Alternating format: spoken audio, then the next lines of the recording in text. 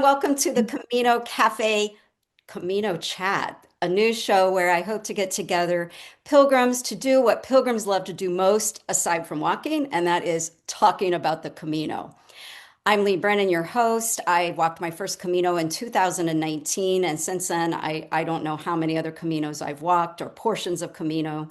I love the Camino, and I've been doing a podcast. I looked this morning to see how long it's been since 2020, so I guess I enjoy doing podcasting too.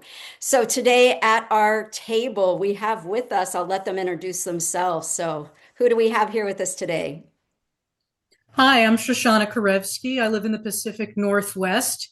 And besides the Camino, I like to walk and I like to write. So kind of Camino-y.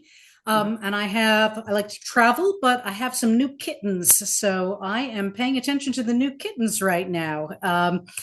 And gosh, I'm planning my sixth Camino and a women's writing retreat that I'm very excited about with novelist Alder Allensworth. And we're running an ongoing Camino writing support group on Facebook. So I have two Camino inclusive memoirs, I'll say. One is a little more Camino focused, one is more kind of life focused. And I'm finishing up a novel that has some Camino elements that takes place in a kind of, I'll call it an alternative history with some other elements, including religion and fantasy. So it's kind of hard to know where they're going to put it on a bookshelf. But I'm getting ready to have that and getting all done and getting ready to attend and lead a writing workshop at the American Pilgrims on the Camino gathering coming up in Hunt, Texas. Happy to be here. Yeah, happy to have you. All right. And our next guest at the Camino table. Hi, everyone. I am Rebecca Martinez from Southern California. I also go by Becky. So when I'm not Caminoing, well, I'm a former professor. I am a cultural anthropologist and also a writer. So we have that in common. And when I'm not on the Camino, for personal enjoyment, I'm doing Camino for my business. I just started a small Camino business called Camino Scholars, and I take people and show them my Galicia, my Camino, because I lived in Galicia back in 2004. Well, it's a while ago, when the kids were little. Three kids, 2 years apart, ages 15 months to 5, and I was, yeah, living in Galicia. So that so Galicia has a big place in my heart. My formative years of my kids were spent there, and so I have a personal connection to the writer Ramon del Inclán, who, if you've been to Pontevedra or Parque Alameda, Villanova de Arauza, on my favorite part of the Portuguese, then you've seen his statues. So ultimately, I'm like to fund a nonprofit and takes college students on Camino as a former professor, ones who wouldn't otherwise be able to do the Camino, and introduce them to this beautiful, beautiful walk that is so meaningful to me. Other things that I do, well, I co-created with another pilgrim friend, Tricia Mandel, Camino de Santiago, Women 50 Plus All Routes, a Facebook group. We are now at 85,000 members, and we're only 2 years old. And it's the sister group to the big All Routes group, which is, I think, close to 500,000 people now. That group that Yes. Darren and Johnny run. And so I moderate that group as well. So I spend way too much time online, basically. That's my story. But it's good to be here chatting with y'all. Well, great. Well, I think everyone can see by those introductions that we have great panelists to be our first guests here on the show. And we first are going to have a little bit of a news update from Johnnie Walker. I think the pilgrim that needs no introduction. He's going to give us the news from Santiago, from the Camino, and from Spain overall. So he is coming to us today by video because he is traveling. So let's take a look at the news right now. Hello, Lee. Hello, everyone.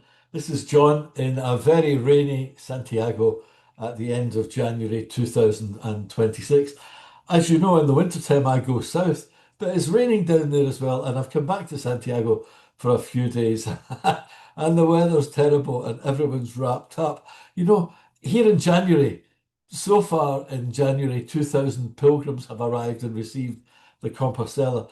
They've had to battle through rain, hail, sleet, and snow all over the Camino.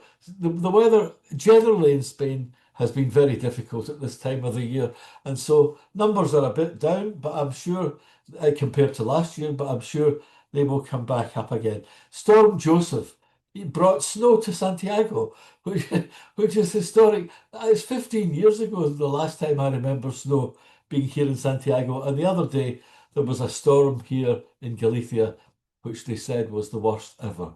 So think of these poor pilgrims. If you're walking in winter time, be well prepared and realise what you're doing. Now, looking forward this year, there are other problems besetting people travelling to Galicia. Santiago's airport is closed for, I think, for 35 days from April the 23rd until May the 27th. So plan accordingly. Now, there are other airports in Vigo, a couple of hours away by train, and in Coruña, an hour, half an hour to an hour away by train as well. So, and then of course there are always high-speed trains to Madrid and so forth. Looking forward, some commentators have been saying the Pope's coming to Santiago during 2026, and this is a rumour that swept social media, and some people are still repeating it. But let me assure you that the Archbishop of Santiago, because the Pope is not coming in 2026, has been to Rome, had an audience with the Pope, and has requested that the Pope consider visiting Santiago in the Holy Year 2027. So he's not coming this year.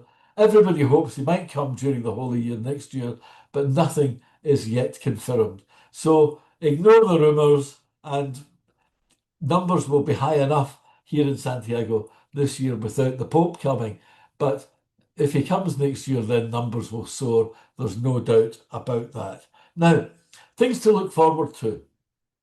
The other day, filming in the Plaza Platerías, that's the one with the entrance to the cathedral, where the silversmiths used to have their workshops.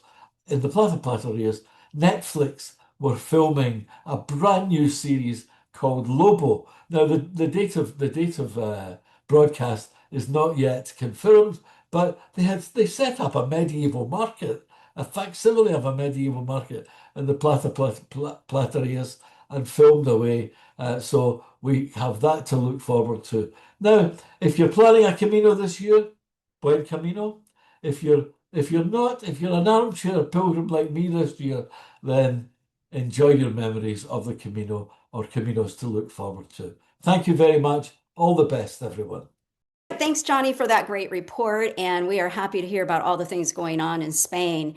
Next up, I'm taking some hot topic questions that were in the Facebook group that Rebecca mentioned earlier, Camino de Santiago, 50 plus women all routes group. And as she said, there's over 85,000 women in this group, and it's only 2 years old, and it's a great resource for everyone. And I thought it would be fun to bring panelists together to kind of just talk about some of the questions, kind of offer our viewpoints. All of us have walked a lot. Again, these are just our thoughts. These are our opinions, right? Doesn't mean that we're right or wrong. Sometimes you just got to try it for yourself, but this is information from people that have walked, and we'll talk about it. So one of the questions that had a lot of comments about it and some interest was booking. Do you guys book ahead? And if you do, how do you do your bookings? Who wants to go first? Rebecca? I do book. Now, my thought is that because I do tend to get anxious, I think it just depends on the person, really, because I know myself, and I know that I would be on Camino not enjoying the the Camino. I would be worried about where am I going to sleep? Is there going to be a room? Is there?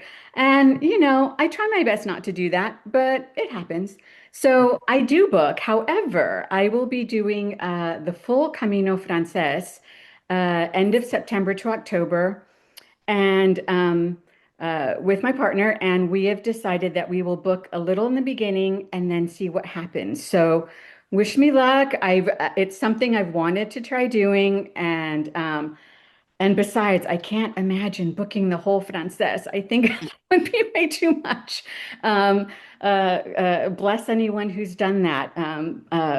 I hear you, but I'm going to try it something different. So I'm going to compare, right? I'm open to both perspectives. And I think whatever works for you, there's no morality police about this. Whatever, if you know yourself better than other people know you. And if you want to try maybe both, even in the same Camino, do that, you know. Yeah. And if that doesn't appeal to you, don't do that. I've had instances where my first Camino I did book, however, it was flexible. So I had met another pilgrim, and she was ahead of me in the end because I was walking slower. And she said, "Oh, you should really stay at the monastery in Pollo." And it's really great. And I hadn't planned on it. And I changed it and I stayed there. And I had one of the most beautiful experiences of all my Caminos at that Yeah. monastery. So it works out, you know? Yeah. Yeah. I totally agree with you. Shoshana, let's get your perspective and then I'll add mine too. Great. I think it's both and. To me, the question really is not even just for the person, but for you, particularly on this Camino that you're doing at this time in Mm. your life. What is going to give you the best pilgrimage experience? Because for some people, it's not possible if they don't book ahead. For other people, part of what makes it pilgrimy is not to book ahead. And I don't feel like I can be the arbiter of people's experience in that way. I've done it both ways. I've done it both ways on the Frances. Um, I did on my first Camino. I got to, boy, I don't even remember where, but I was about a week out from Santiago de Compostela, and there was nothing.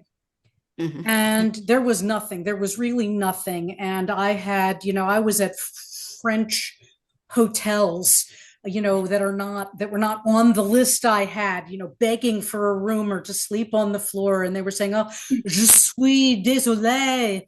They were very sad for me, but there was nothing, and there was nothing within 10 kilometers. And at that point, when I finally got a horrible little room for which I was extremely grateful, it was very expensive, broke my budget, on a got on an air shaft, and it smelled terrible, and my boots smelled like manure. It was all just awful. And I thought, I am now going to book the next several days into Santiago de Compostela because that was alarming. Yeah. And whatever it was that the Camino was providing, it was not providing what I needed at that time. And you could argue that I might learn a lesson in that way, and I probably would. Um, but I was in pain and I was uncomfortable, and I was a woman with health issues. And it was the middle of the night in Spain, and I needed a room. And Mm. so I needed the Camino to know that I was going to get out my credit card and I was going to provide myself with some rooms.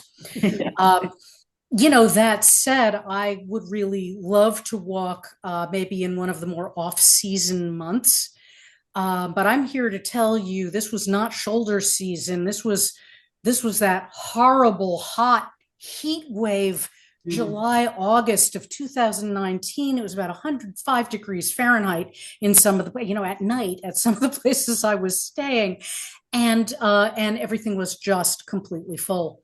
So I think it depends a lot. If I were gonna walk it in, I don't know, in April, I think there's a better chance of being able to get a room. If I were going to walk the Inglés, I didn't see a lot of trouble getting rooms there, or the Portuguese, but I really think it has to be circumstantial. You have to account for your own context.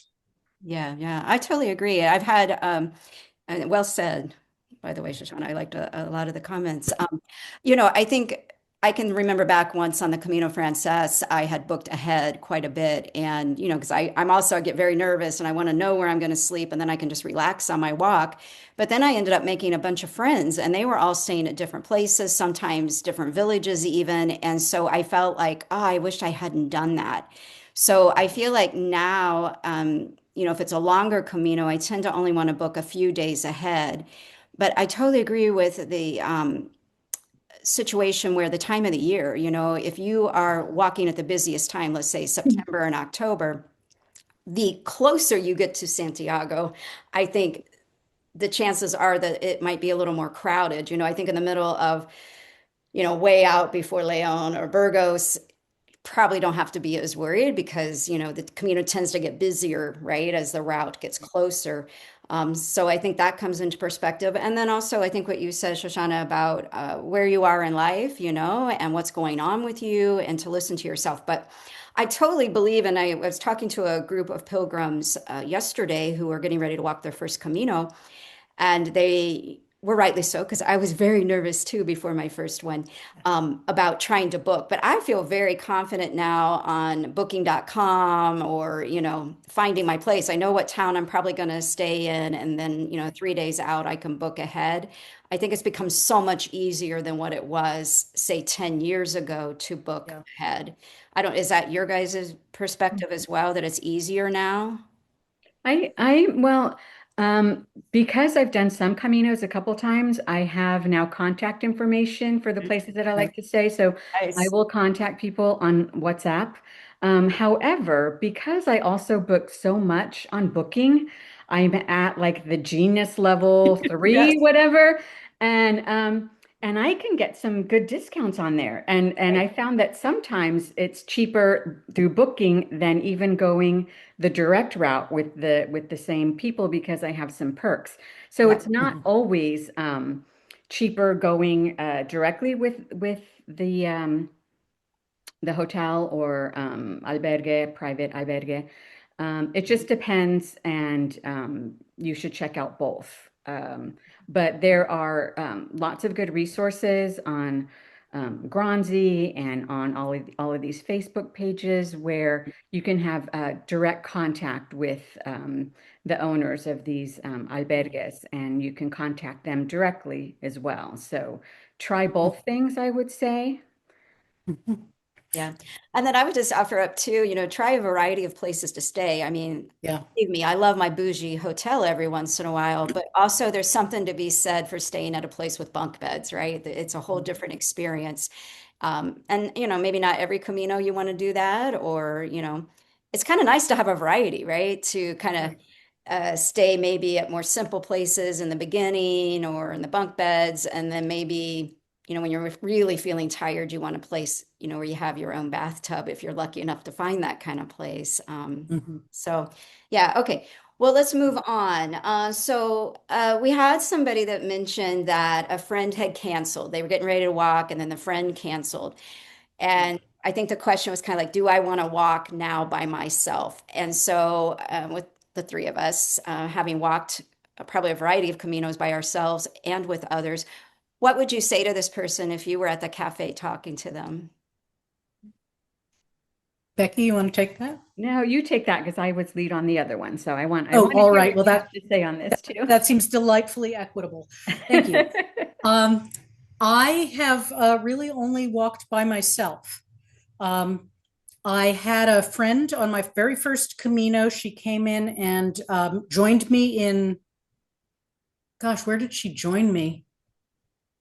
I don't remember. She joined me in Astorga, I think, and she only had basically 4.5 days on the ground. She was a friend I'd walked with a little bit in France when we were younger. And that was nice. And I certainly hook up with people, but most of the time I plan to do it on my own. I'm doing it on my own. I now have friends in Spain. So I sometimes make a plan to meet somebody for a meal or to meet somebody in Santiago. I went to a retreat at Flores del Camino that was led by the wonderful Bibi Barami and then the fine folks of Flores. It was sacred art and writing, and it was very enjoyable. And so I met some people there and spent time with them. And now, whenever we are in Spain together, and we see an event coming up like, gee, Dan Mullen's film is premiering, and actually he's going to have it at this theater in Santiago for 2 nights.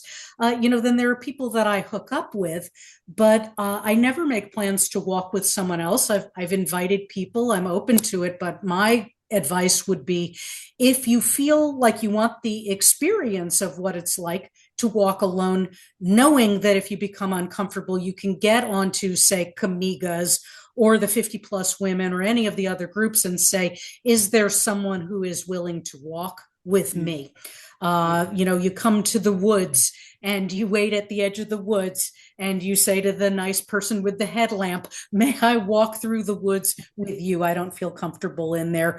I think that's great. I think you have to be, challenge yourself, but don't challenge yourself so much that it's going to be really uncomfortable or frightening or make you worried. And I think especially with people, often with multiple people reporting the same say issue with somebody hassling them on most recently on the Portuguese.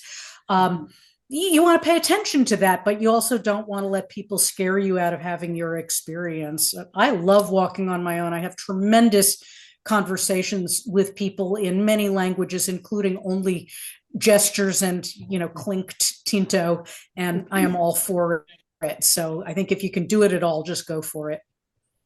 Excellent. Rebecca, you have anything you want to add to that? Yeah, I've done it both. My very first Camino, I literally dropped the youngest off at college in the New York area and took a plane from New York to Porto. Nice. That was, it'd been something I'd been wanting to do.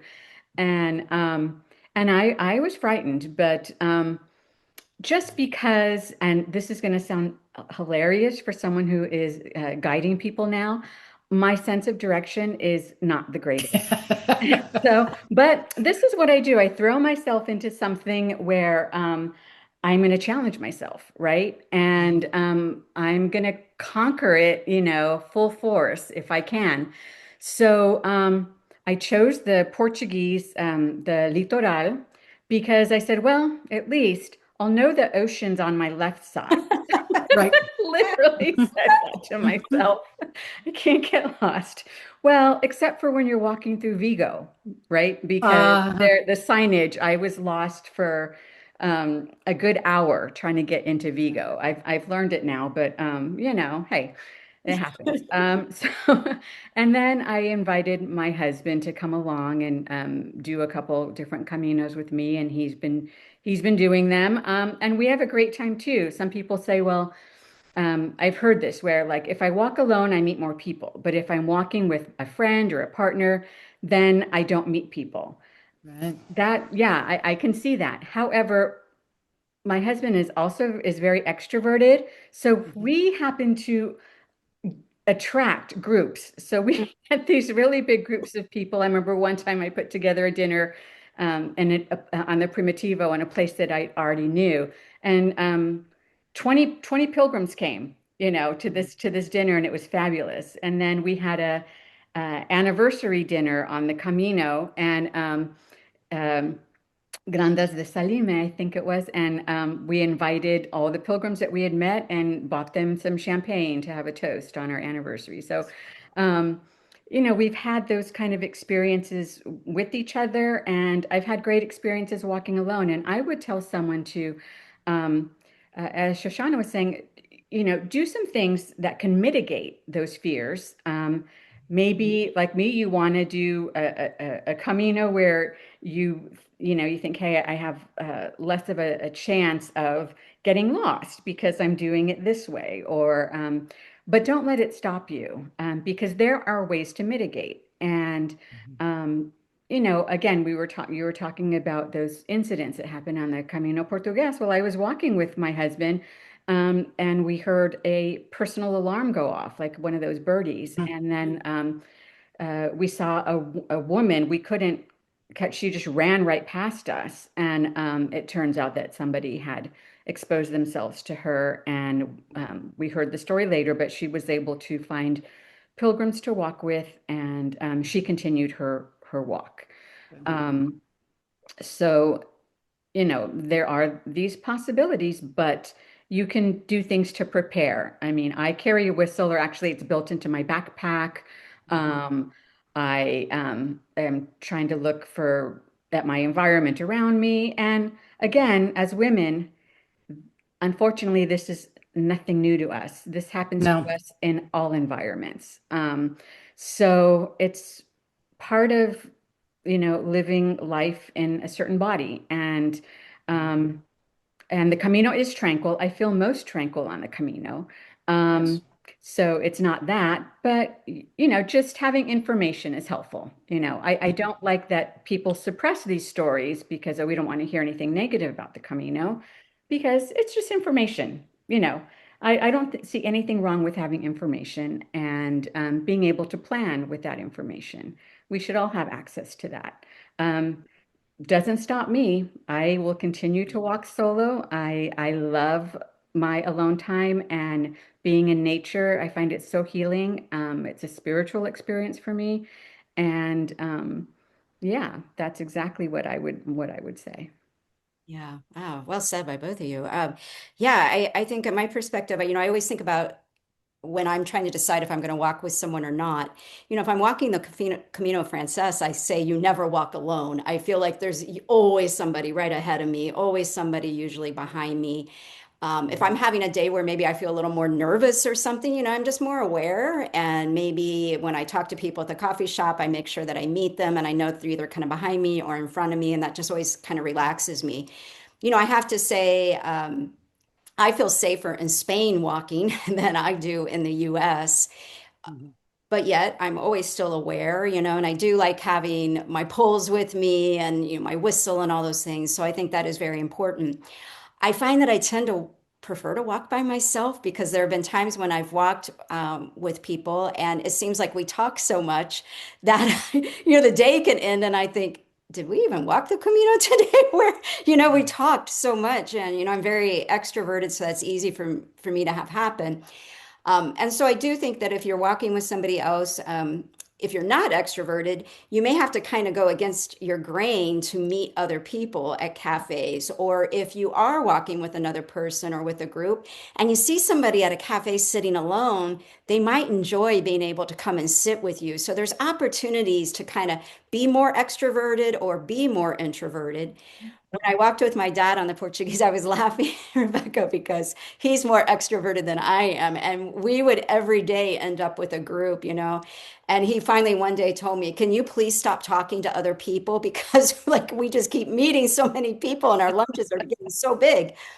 So we've laughed about that for a lot of time. But on the flip side, there was another comment where somebody was looking forward to walking alone. And Mhm. then somebody else said, but I want to go with you.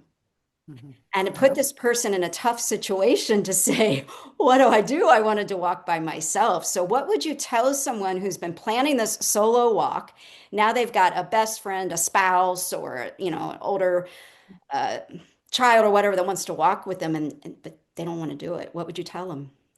How would you I, handle it? I would say clarity is kindness. Hmm. And I would say because this is, something that I had been planning and planning to do alone, I think that as human beings, resentment might build Hmm. if we don't say anything and we just agree to do this, and we don't want to feel that way towards our friend or our partner or No. anybody in our lives. So to be straightforward with them and to say, if you want in the future, and that's even if you want to, because just because somebody's your friend, it doesn't mean that they are also a good walking partner either. So, Very true. um, I ran into people who walked with somebody they knew and then ended up not walking with that person, or another young woman who she said she was walking with her mom. I said, so where's your mom? She's like, I don't know. We got into a fight and we split up. So, like, so I think that that is the best thing to do, is to just be clear about what you want to get out of it and to offer to help that person plan their own Camino. Or if you want to walk with them after you've done your Camino, that's an option. But I would say do not change your plans. If you had been looking forward to that and to having that experience, and for women, it can be especially meaningful, right? Because maybe we're at a time in our lives where we get to be independent for once. Maybe the kids are off to college, the pet died, and you can travel. And to give that up, it does a disservice to yourself. It does a disservice to your friend or whoever wanted to come with you at the last moment, because mind you, this has been in your mind for a while now, and then you're thrown for something unexpected at you. So I think ultimately being clear and open and kind in response will do everyone best at the end. Yeah. Yes, Yeah. yes. Donna, I think, go ahead, Lee. Sorry. no, go ahead. I think that's really great advice, and particularly the piece about clarity, which I think can be something also that we've been socialized not to do, or to think it's not legitimate to say I'm taking that time for myself. I've set intentions for myself that are about walking on my own and meeting different people, and it's very sweet that you want to do this, or that you want to do this with me. And let's figure out how we can do that so that it's satisfying for both of us, because I want to do this on my own. You want to come with me. I've known some couples, for example, where both of them have walked and they haven't walked together. They've staggered it by a day, or they've done different routes, or, one of them can't walk as far. And we see that a lot, right, on Facebook and in discussions. I can't walk 20 kilometers, or you are my beloved who is 6'7" and I am 5'2". Right. Go on ahead in the morning, and I will be looking for you at the next town that's just one road through on the Camino, and you'll be there drinking beer. And, maybe here's where we're going to meet up tonight. Or maybe I'm going to do my walk, and then about halfway through, I would like to take a week with you. Would you fly over at that point? And we will meet in Astorga or Leon or Burgos or somewhere interesting. And gosh, bring me a duffel bag with shiny new clothes that I've already set up, and I will trade you out. And we can stay there and rest, or we can jump on a bus or a train or take a taxi. It's not that far, when you're in a moving vehicle, and we can go somewhere that I thought was really cool that you would like to enjoy. Or meet me at the end, maybe not as I arrive in Santiago, but the next day or later that evening, or whatever's going to work for you. But I think there are ways to be creative about it. And I think it's worth a conversation about, is this something you want to do, or are you saying you want to do it because you are worried about me doing it on my own, which is a different thing and a different conversation. Oh, yeah. Great points. That's a great point. Yeah. I love the idea about the creativity. And, I also think about, the different routes. Like I said, Camino Frances, there are a lot of people on it. But when I walk the Camino Salvador, it's much more remote. And on that one, I did feel like, I think I do want to walk with someone. And I'm glad that I did on that particular route. On the Camino Frances, I'd like to have a little more solitude. And I wanted to add too that, what both of you are kind of saying, I think you also can do it by a day basis, because let's just say that you do plan to go with another person. I think it's always good to kind of talk at breakfast, like, okay, here's how the day, we're thinking it's going to go. I really like to meditate and pray at the beginning of my Camino morning. Let's after breakfast, we can take off at the same time, but if we end up being far apart, or let's be quiet for the first couple of hours of the day, or, there's just so many, the creativity available is only limited by our own imagination, and I think there's so many ways that we can still get out of the Camino what we want. But going back to what you said, Rebecca, I think setting those boundaries is really the kind thing to do for both or all interested parties, right? And yeah, Yes. I love all of that. Good Yeah. stuff. All right, let's do one last question. Okay, this one got a lot of comments. I have a lot of thoughts on it. Okay, so when you gotta go, when you have a need for a bio break and there's no village coming up in time, do you pee behind the bushes, right? And how do you handle that kind of situation? So just be curious what you two would say about that. When you gotta go, you gotta go. I was on the Portuguese walking of all things with a man who I'd met, this charming older man. I forget where he's from now. Oh goodness. And anyway, so um, I had him be my lookout a little bit because you know, and the Portuguese, there's plenty of opportunity, but I don't know. I drank a lot of coffee or what, I don't know. So I had to go. And just make sure that whatever you carry in, you carry out. Take a plastic baggie or a doggy bag. Do not bury the toilet paper even. Make sure you take it out. Yep. That's the rule. You just leave it as you found it, and don't don't be uncomfortable because you have to go. It's not good for your body. It's not going to be good for you as you're walking. And but just carry everything out. Yeah, agreed. Shoshana, anything you would add to that? Yeah, Ziploc bags are your friends. Mhm. If you really can't stand the idea of being mortified by somebody seeing that you have some, baggie in your back in the pocket of your backpack that has toilet paper in it, you can buy opaque Ziploc bags online and take a few of those with you. I think it's worth doing some preparatory work. Now I'm going to sound like a cognitive behavioral psychologist because that's what I was. uh, Document Good advice. right before you go. Get intentional. Get mindful about it. Have a little tally sheet, and actually note down how much am I drinking? When am I drinking? How frequently am I needing to use a toilet? And does anything make a difference, like whether it's hot or cold, or whether I'm walking or not walking, so that you have some sense of what you're getting yourself into before you even go on the Camino. I think that can be very useful. I see people recommend Kula cloths. That doesn't do it for me. I don't, that's a basically something that you can wipe with, and people are like, oh, I hang it off my backpack. I say, more power to you, sister. I am not doing that. I have a really acute sense of smell. I just don't want to do that. It's not how I am in the world. I come from a non-camping family. We did not hike in the woods. I will go behind a bush if I need to, but let me sing the praises of female urinary devices.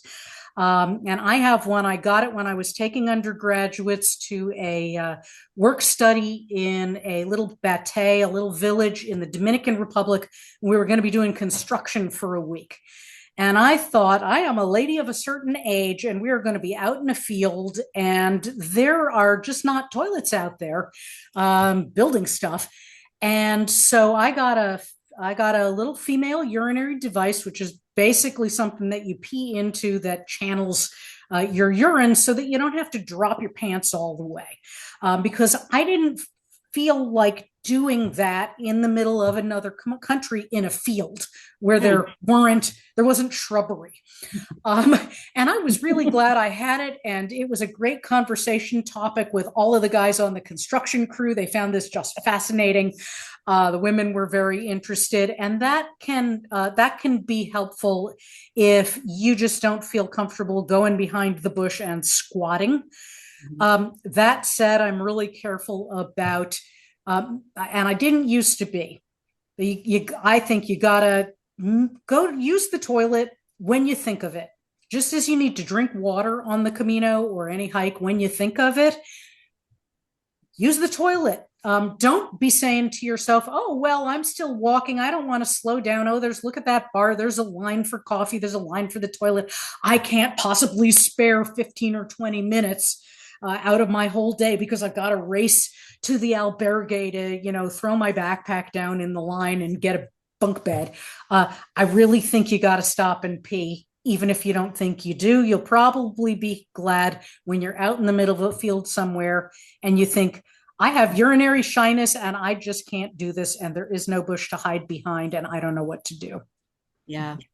On Okay. the other end too, I've known when I go hiking just locally, I've hiked with people and some say, well, I don't want to drink any water because I don't want to have to pee. Mhm. So I don't recommend that either. It can be dangerous. You want to make sure that you are hydrated. Yep. And so I do not think that that is a good idea to dehydrate yourself.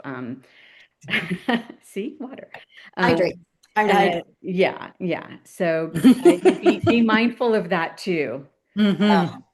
as Totally well. agree. Usually if I'm in a village and there is a cafe to stop in, I'm getting something to drink just to have something extra to drink and making sure that I go to the bathroom. I think about all of our caregivers, always saying, did you go before you leave the house? Like I think this is, you should not miss that opportunity when it's available. I think And I want to jump in, Lee, and say when you're using the toilet, you're using their water at a bar, say, you're using their electricity, you're using their paper. Buy I really think the most ethical thing to do is to buy something else to drink. It benefits you and it benefits them and the good absolutely. people of Aquarius. Exactly. Yeah, absolutely. If you're stopping in a cafe, please buy something. Have, some euros on hand so that you can buy a bottle of water if that's the only thing you think you want to buy a candy bar, something. But it's these folks that are supporting us with the infrastructure of the cafes and the different places we stop at, they're working really hard.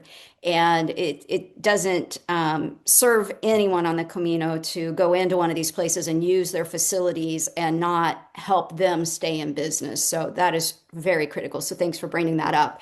The other thing I wanted to say, you're much more talented with those devices than what I am. So I have not found those to work for me.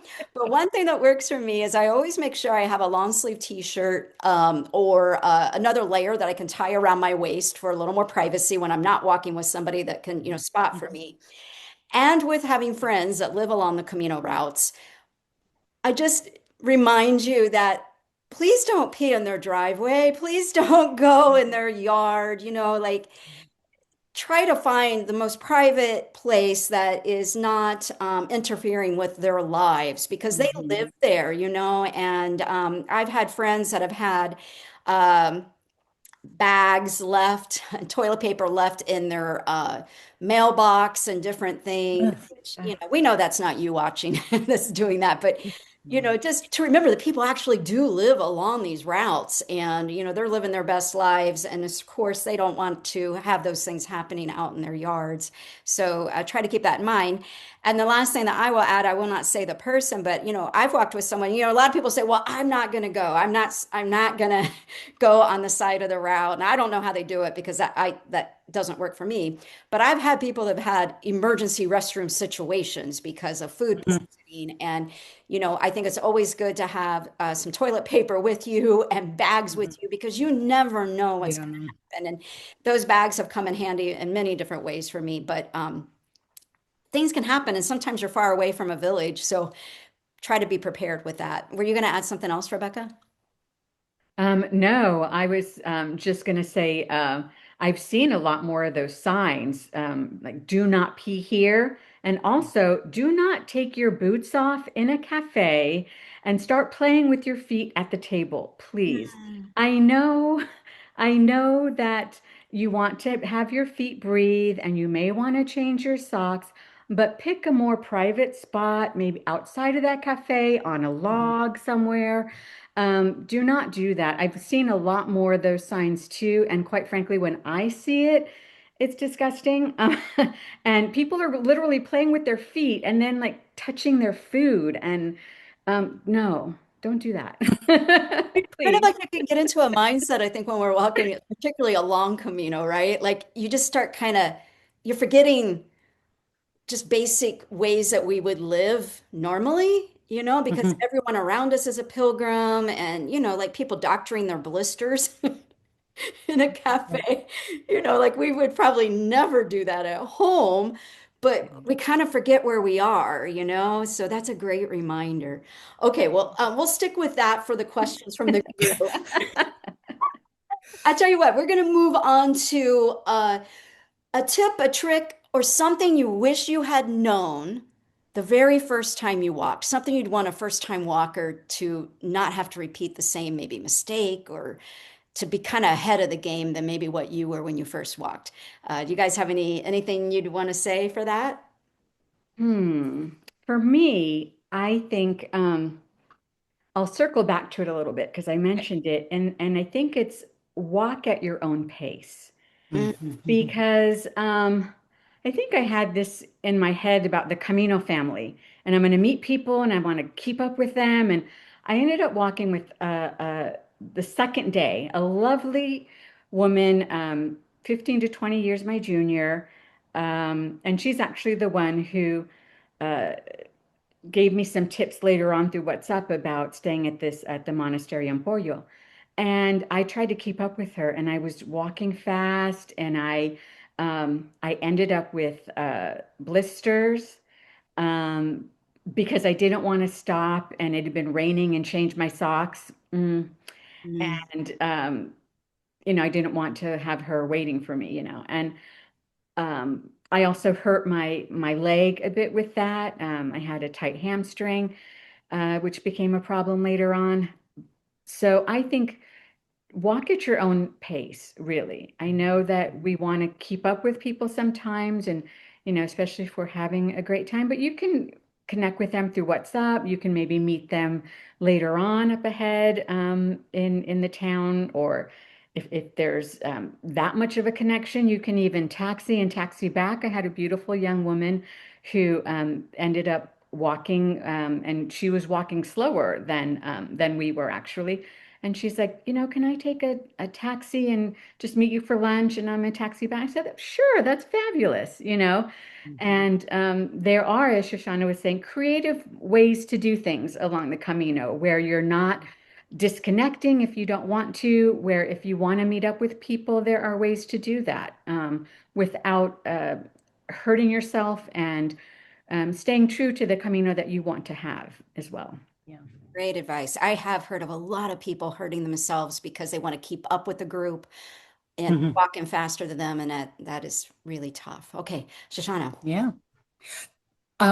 My tip is actually something that I didn't do because I didn't know before I went on my first Camino that there were Facebook groups. So my tip is sort of two parts that I think are thematically related. And one is if you're planning a Camino or you're on your Camino and you're looking at all these Facebook groups, don't get overwhelmed. There's a lot of repetition. You want to find a group or maybe two groups that seem like you like how people are talking to each other. It seems like they're going to be able to answer any questions that you might have. And choose those and narrow it down for yourself. But then also it's sort of a flip side of that, or maybe another facet of that. Learn how to use Facebook if you don't already know, and use the group search function. Don't forget about the group search function. When I see a question like, has anybody ever walked on the Camino Frances from Saint-Jean-Pied-de-Port before? Here's a photo I took, for the algorithm. And I think, well, some of that is rhetorical style, or it's, maybe English not as your first language. And yet, yeah, somebody has walked the Camino before in this group. So maybe pick out some keywords and do a search. Has anybody used shoes on the Camino before? Probably so. Has anybody ridden a bicycle on the Camino before? It seems likely. Has anybody been to this town before? And I often think that the question really is not, has anybody done it, but is a way of asking, what do I do in Burgos? What's there to do here? If I want to take my bike, how do I learn more about that? Or, can I take my, 18 dogs with me on the Camino? But use the search function, because chances are this question has come up before. Yeah, great Right. point. Because then you can add on to it. Maybe there's something about that topic that hasn't been brought up in the group, and there's a good opportunity to find out some new information. That's really good. My tip for this week is a little more equipment oriented, and I think just because I'm getting ready to go to Spain, and I was just thinking about what I was going to pack, and as I was looking through my things, I remembered that I had forgotten the last time that I walked that I normally always wear toe socks under my next layer of socks. So I wear two pairs of socks, first the toe socks, then a regular sock. And then I usually change my socks around lunchtime or halfway through the day just to keep them nice and fresh. And that has really helped me prevent blisters. Uh, a couple of times I tried to switch and I would put band-aids in between each toe, and it just became very cumbersome. And I found that the toe socks really work for me.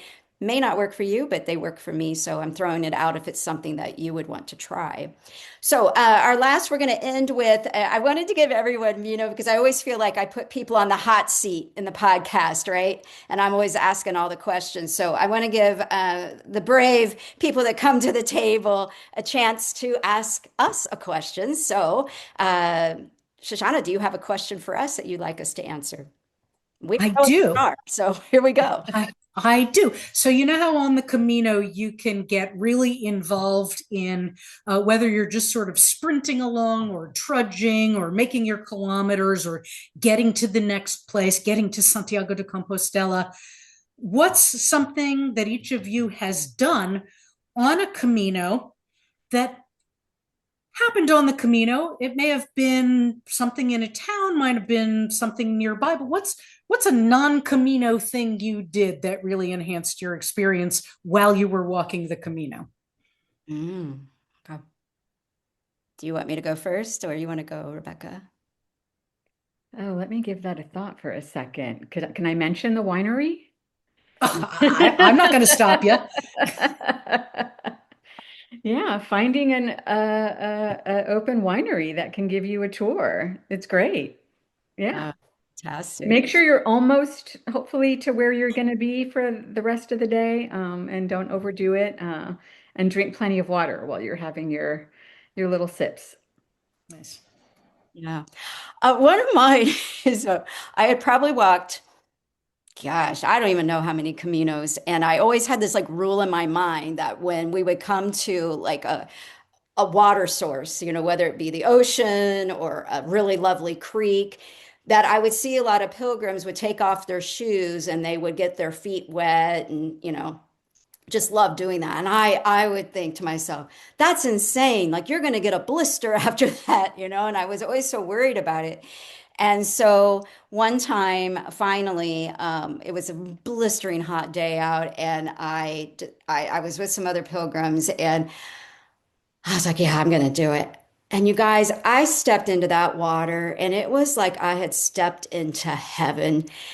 And I thought, what have I been missing all these years out of fear of getting a blister, right? And so now I'm like, you always have a towel in your backpack. You always have extra socks. What were you so afraid of, And so I think for me, it was facing an unrealistic fear and finding that now if I see water, I will like seek it out because it felt so good on my feet. And now I've learned the value of, the reduction in swelling, and it's actually been a really helpful thing. Another thing that I will add to that is I had some friends that I had met while I was walking on one of my Frances walks, and there was one person in particular that would stop a lot and would go out into fields and would just sit there and meditate for like sometimes up to an hour. And they would invite the rest of us. And I would think to myself, are you kidding me? Like, we've still got like maybe 4 more hours, like, how are you going to take that time to do it? And so I never agreed to stop, even though I'm a big meditator. I believe in meditation, all these things, right? But I would do it while I was walking. So I was walking the Ingles, and I was by myself, and it was super hot on one walk, and I looked over and I saw this tree. It was in the middle of this field, and I thought, wow, like it would really feel good to sit under that tree. And so I thought, unlike me, I just trudged over, sat down in the shade, took off my shoes, laid out, I think, like my extra shirt, and the next thing I knew, I had fallen asleep. Oh, wow. And when I woke up, I was so refreshed, and I thought to myself, all these opportunities you've missed all this time because you were in a hurry to get there. And so I think my philosophy, I don't know if it's because I don't know why, but my philosophy has kind of changed as far as slowing down, enjoying the process instead of worrying about getting to my destination. And I don't know, maybe all these pilgrims were trying to tell me that over the years, but those were my two of my experiences I could think of off the top of my head. Good question. Nice. Nice. Do you want to tell us yours? I um, always have a pair of lightweight binoculars or a lightweight monocular with me. And so I will do things like get up at dawn and forego, coffee and toast and go to a river where there are supposed to be a colony of rooks, which, we don't have rooks in the US, Yeah. and be there when the sun rises and watch the rooks take flight. I love bird watching on the Camino, and I've seen a lot of great birds. And for me, as just an amateur bird watcher anyway, it's a way to see a different aspect of the country than just kind of being focused on the road or on the churches or on the festival that I'm going to. It feels like it opens a window to a whole other experience of where I am. And you always have great photos. Thank you. You Uh, only see the great ones. That's the beauty of digital photography. really I cool that love you that have. idea, Shoshana. I may take that up because I'm an amateur bird watcher. Every Oh, morning on my Facebook, I post my morning birds and they oh, come, I feed nice. them, and they're not here right. Oh, there are some right now, but my background is blurred. I should have unblurred it. Um, and yeah, so I've gotten into that and feeding my birds here when they decide to fly by, and I feel like they've become a little bit dependent upon me in the winter. Yeah. So, but Well, I might try that. let me recommend to you then there's a new edition, second edition. First author is James Lowen, Lowen, Birds of Spain, second edition. Oh, And I have a copy at home so that I can see it a little bigger than the phone, but I have it on my phone. And so I always download it, and I always download the Merlin bird pack that includes Western Europe. So that sometimes I can hear, for example, a woodpecker and then hang around until potentially I see it flying or I hear it drilling and can get a direction. And then Merlin gives me a good guess about what bird it is, and then I can double check it, and it makes a lot easier to confirm what bird it is when I actually then see it, even if it's from a distance. But for me, that's just a tremendous pleasure anywhere that I'm walking. And anybody who says there are no birds on the Camino has not seen the 79 species that I've seen so far without even going off Camino to look for them. Wow. fabulous. I love you can combine those two hobbies together. That's really Oh, cool. yeah, me too. All right, Rebecca, your chance. Do you have a question for the panelists today? Well, I was going to go one of two ways, but maybe we'll stick to because after I walked my first Camino, um, just I had so many good hospitaleras and hospitaleros that I really thought about how can I do that? How can I serve pilgrims on the Camino? Is there, something I can do? And just wondering if people out there are thinking about how they can serve pilgrims and volunteer. Then, American Pilgrims has training for that. I went to one a couple of years ago. I volunteered also at a friend's albergue and had a great time. You see everything, right? You see all of humanity when you are, you're dealing with a lot of different personality types too. So it also teaches you some lessons. Sometimes the lesson is patience. Um, and there was on my last trip, I was staying in Armentera with the nuns, and it was the feast day in Galicia, and the person who helped them clean was on vacation. She had a day off, and the nuns were a little bit worried about that. And I told Paula, I said, um, let me, I'll stay. I'll volunteer for you. And I learned how to do things and off the just last moment, and I was able to help them out. And that just felt so good because they were really in need. And this April, I'm going to be with them for 3 weeks volunteering. 3 weeks. 3 weeks in Nice. Armentera. Yeah. Yeah. Nice. So I'm so looking forward to that, to the quiet, to the just being there in the garden. And it's really one of my very, very happy places, being with the nuns in Armentera. So um, there are various opportunities, and you can connect with the American Pilgrims on the website and look at how you can go to one of the trainings, and then you can be placed with the Federation to volunteer at one of their Federation albergues, and give back to the community. You might just have that feeling when after you're done, wow, this was so great. I really want to help other pilgrims. Oh, I love that. That is okay. Where you're volunteering is one of my most favorite stops. Right before one of my most favorite parts of any Camino, the Ruta de Agua. Yes. Oh, how wonderful to be able to stay there. Yeah, I'm actually planning on going to a training. I'm hoping to do I think it is, yeah, right before Thanksgiving. There's one that's going to be in Oregon. So I'm going to try to go to that one because I want to go back. I've only volunteered at Camino Companions with Sister Catherine, which is in Santiago, which I want to, and I know that Shoshana has volunteered. She'll probably talk about that in a second, in Santiago. But I think it's just there's so many tremendous ways we can all give back to this beautiful community that we're in. And yeah, working at Camino Companions is an amazing experience. And I really want to have the experience of working at one of the albergues next year. So I am going to go to that training, hopefully in November. I think the first training is getting ready to take for registration. I think there's 4 opportunities in the US this coming year: Maine, North Carolina, Oregon, and one other spot, but can't think of where the other spot is. Maybe California is the first one.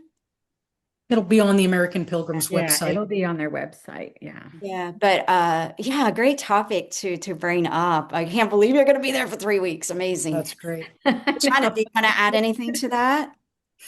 Yeah, well, formally, I did volunteer for 2 weeks at Pilgrim House in Santiago, which was just a tremendous experience, and I highly recommend it. You can do so much for somebody with with really so little effort in a way. You can sit and talk to somebody. You can, people would burst in and they'd be weeping. I'm having a crisis. I'm having a crisis. What's the crisis? Let's see what we can do. I can't print out my boarding passes and I'm getting run all over town. Mhm. We can print your boarding passes. There's a suggested donation, but let me buy you a cup of tea while you print your boarding passes. I'm having an existential crisis. Okay. Would you like somebody to sit with you and talk about that? Or do you want to use go back to the library, peaceful prayer and meditation room? It's so easy when you're not in the emergency. It's so wonderful to be greeting people as they come in. Mhm. I just love the whole barter trade in wool socks and backpacks you're not going to use anymore. And I need a pole with a tip on it because they can't get the broken tip off of my pole at my hostel. And I've got to get out to Finisterre. And then they come back and they bring you the poles back. So I think that's really tremendous. There also are opportunities that I would love to do sometime, working with Rebecca Scott and her ditch pigs, doing cleaning, doing trash pickup, with Karen Kaiser. I don't think that I have the back and neck capacity at this point to help with one of the groups that picks up people's wheelchairs and helps them carry them over the rocks so that they can do a chair Camino. But there's just all kinds of things you can do, or pick up trash on your own, or sit with somebody and offer them water if they're sitting crying in a field because they don't have any water and they're overwhelmed and have starting to have heat stroke. Make a phone call for somebody if you have telephone service, or help them book something if you have any kind of service and they don't. Slow down. Listen to people. I think there are so many different ways we can give back to people. And I want to do that, one of those trainings this year too. I've been trying to find a time when I can do the Hospitalero training. So maybe you and I will get lucky and we'll wind up driving down to Portland together. Let's do it. Let's do it. Yeah, I want to say the training is helpful. There's all kinds of scenarios. And also, I want to reiterate what Shoshana said, just listening to people. Don't be worried that you can't offer advice. Most of the time people don't want your advice. They just want you to listen, and sometimes they want a hug. Ask them if it's okay to hug them. Some people don't like that, so it's always good to get consent. But I found myself doing that when, there were people in Camino who were just crying in pain. I remember one young woman, and she was just, and she had like a scoliosis type condition where, I just listened to her and I offered her a hug, and that's, that's all she wanted. When you volunteer, of course you get that, and you also get your duties, right? You're going to be cleaning and cooking and doing whatever else needs to be done. But it's a two-way street, because you give, but you also feel good giving. That's just a human quality. There's no ever true altruism in the sense that, you're just giving without getting anything back. Because when you do give, you do feel that sense of, I am helping somebody in some way. And of course, that's going to feel good, and it should feel good. Yeah, and let me mention too, if you're not on the Camino and you want to do something, there are also many things you can make a financial contribution to. And I'll mention just one of them, which is Sybil Yates's neighborhood pantry. 20 euro goes a long way, and it really it helps her out. And if you then go visit, she'll give you a hug and she'll give you a tour of her little pantry, and maybe you'll meet some of her neighbors, maybe you won't. But I always, whenever I'm thinking I don't know what I can do in the world right now, I send Sybil 20 euro. And the Cocina Económica in Santiago. I was just going to say that. Yeah, por supuesto, yeah. Yes. Yeah, I'll put the link in the show notes for that, because that supplies lunch for people in Santiago, which is just a fantastic service. And so, yeah, I think there's so many opportunities. And I do want to say, if you live in the United States and you're watching this, the American Pilgrims on the Camino has the annual gathering that's coming up in April. And the day before that, you can be a part of the organized walk to all the missions. It's a 13-mile walk. So even if you have not yet walked a Camino and you're thinking about it, when I went to the gathering 2 years ago, also in San Antonio, there were people who had never walked before, and they came.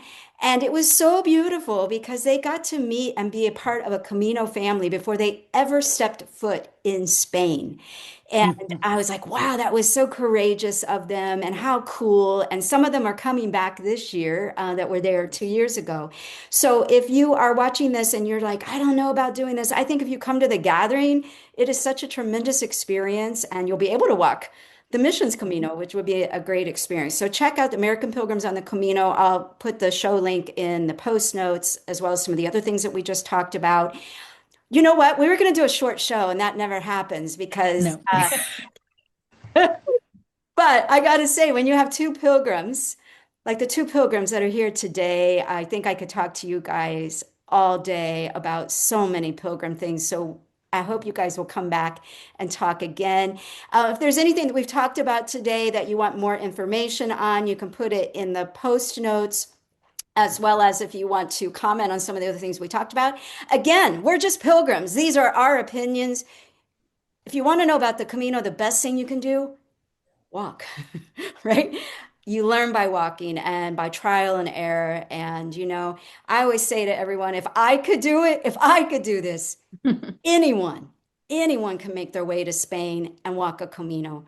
I had no training whatsoever in my life, or had never traveled by myself until I was, 54 years old, I think, when I walked my first one. And it has changed my life completely in every single way. And so I just encourage you, if you haven't walked yet, plan, make that plan and walk. And who knows, you might be volunteering with us someday at one of these albergues or something else. So thank you, everyone. Rebecca, Shoshana, Johnny, thank you for watching. We definitely love your comments. If you have comments about things you want us to talk about next time, let us know. So thank you so much. If you two will stay on, we'll say our goodbyes. But for now, that's it for Thank you very today's show. much.